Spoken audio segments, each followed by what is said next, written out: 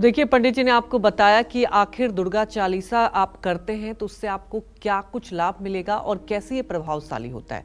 वहीं अब ये भी जान लेते हैं कि दुर्गा चालीसा का पाठ करने के लिए नियम क्या हैं। पंडित जी ये बताएं। देखिए, हर चीज का नियम होता है। हमारा पूरा सनातन धर्म एक नियम और संस्कार में बद्ध है। ऐसा नहीं कि जब चाहें तब आप कर लें।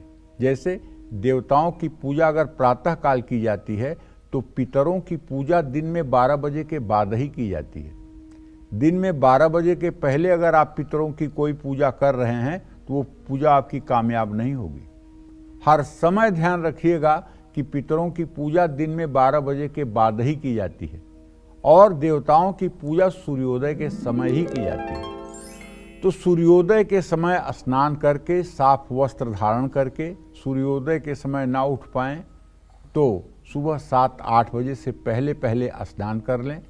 एक लकड़ी की चौकी पर लाल कपड़ा बढ़िया बिछाकर उस पर माँ दुर्गा की तस्वीर या मूर्ति स्थापित करके, या आपके पूजा स्थान में अगर पहले से ही माँ दुर्गा की प्रतिमा स्थापित है तो उस पर लाल फूलों की माला, रोली और चंदन अर्पित करें। देसी घी का दिया जलाएं। दुर्गा चालीसा पाठ के समय दुर्गा यंत्र की भी स्थापना करेंगे तो और बहुत शुभ प्रभाव इसका पड़ेगा। और दुर्गा चालीसा का पाठ करें और इसके बाद माँ दुर्गा की आरती कपूर से जरूर करें। नवरात्रि के दिनों में दुर्गा चालीसा का पाठ हर समय करना चाहिए। जो लोग 100 पाठ दुर्गा चालीसा के पूरे नवरात्र के 9 दिनों में करते हैं उनको निश्चित रूप से अभीष्ट की प्राप्ति होती है।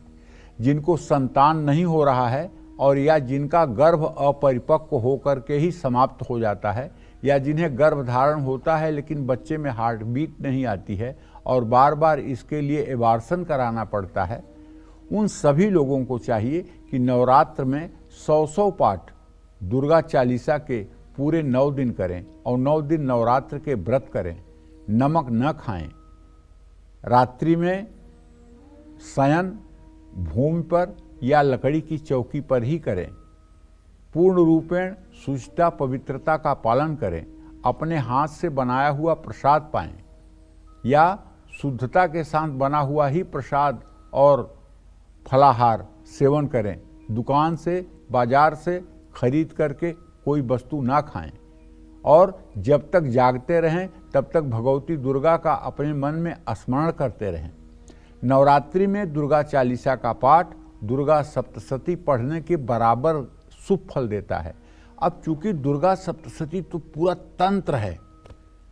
बहुत लोग कहते हैं मैं दुर्गा सप्तशती पढ़ता हूँ, मैं दुर्गा सप्तशती पढ़ता हूँ। अरे पढ़ते हो ठीक है, दुर्गा सप्तशती ब्रह्मास्त्र है, ब्रह्मास्त्र।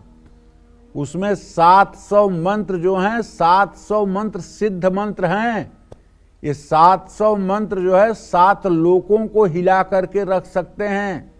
उनको समझना इतना आसान नहीं है, उनकी दीक्षा देना इतना आसान नहीं है, उनके प्रभाव को जानना इतना आसान नहीं है। केवल किताब पढ़ लेने से कुछ नहीं होता है। उसके रहस्य को समझना, उसकी विधा को समझना ये कठिन बात है। इसीलिए जब तक कोई शक्ति का उपासक बहुत अच्छे गुरु से दुर्गा सप्तशती पढ़ने की दीक्षा न ले, तब तक उसे दुर्गा सप्तशती के पाठ का बहुत प्रभाव देखने को नहीं मिलेगा। जय मां विंध्यवासिनी।